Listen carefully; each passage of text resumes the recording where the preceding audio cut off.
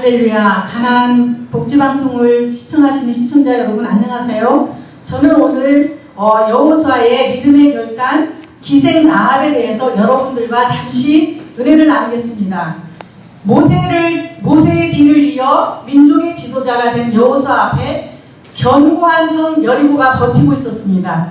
근데 하나님께서 모세에게 주셨던 것 같이 너에게 여호수아에게 강하고 담대하라고 했어요. 내가 밟는 땅마다 내가 다 줄 것이라고 그렇게 말씀하셨습니다. 그런데 하나님께서는 무작정 그 일을 이루시는 것이 아니라 라합이라는 기생을 여리고 성에 두었습니다. 그래서 이 일을 이루십니다. 하나님의 도구가 되는데 신분이 중요한 것이 아니라 우리의 믿음과 결단이 중요하다는 것입니다. 중요한 것은 우리의 믿음입니다.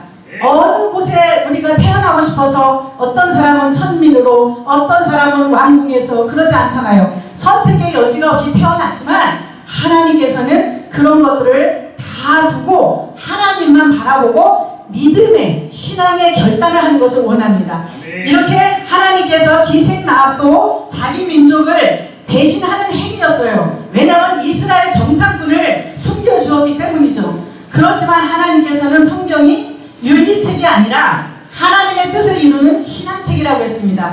그래서 그 거짓말을 시킨 것은 잘못했지만 하나님께서는 라합을 잘못했다고 책망하지 않고 라합의 기지와 지혜로 말미암아 예수님의 족보에까지 오르는 라합이 되었습니다. 라합이 얼마나 영특하죠. 이 사람들을 여리고 왕에게 가서 고사질을 했어요. 어떤 사람이 보고를 했는데 이스라엘 자손족 몇 사람이 이 땅을 탐지하러 왔다고 했어요.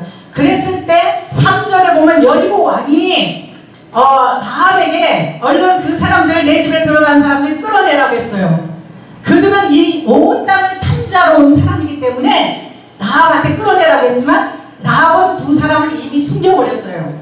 어디다 숨겼냐면 그 사람들이 오긴 왔었는데 엄청나게 지혜롭죠. 오긴 왔었는데요. 그 사람들이 다른 데로 갔어요. 도망갔어요. 그러니까 저는 알 수가 없습니다. 어디 갔는지. 얼른 쫓아가라고 했어요. 5절에 보면 그 사람들이 어두워 성문을 닫을 때쯤 나갔으니 어디로 갔는지 내가 알지 못한다고 했어요. 급히 따라가라고 했어요. 그리하면 그들을 따라갈 수 있다고 하면서 6절에 보면 지붕에다 숨겼어요.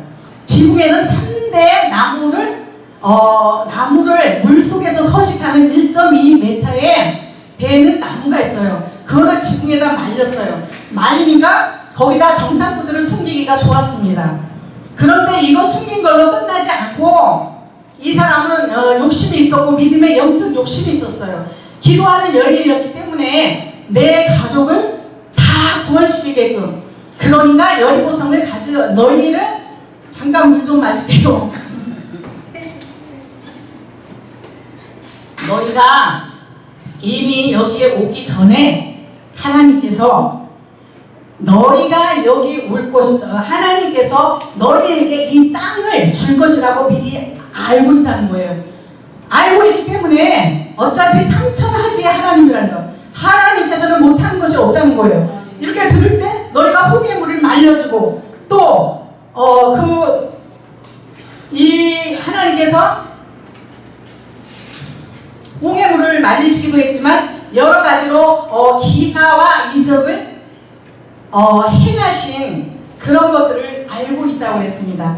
그랬을 때 라합이 우리가 라합이 너희들이 이 성을 차지할 때 내가 사흘 동안 너희가 산에 가서 숨어 있어라. 왜 우리가 3일이면 3일이면 남해마도 3일이면 끝나고 예수님도 3일 있다 부활하고 3일이라는 의미는 상당히 그래서 확실하게 하루 동안에 나가다 걸릴 수 있으니까 완전하게 3일 동안 숨어 있다가 그 사람들이 간다음에 하하면서 자기네 가족들을 구원해달라 했어요. 그래서 거기다가 예수의 그 피같이 우리가 생각할 때 끈을 묶으라고 했어. 빨간 끈을. 그러면 라합인의 가족을 그 진인 줄 알고 멸망시키지 않겠다고 했습니다. 그래서 라합의 지혜로 말미암아 그 친척들이 다 구원을 받는 역사가 일어났습니다. 그리고 예수님의 족보에 오르는 그 라합의 기생이 그런 신분이 높은 신분으로 바뀌어졌다는 것입니다. 이것으로 마치겠습니다. 감사합니다.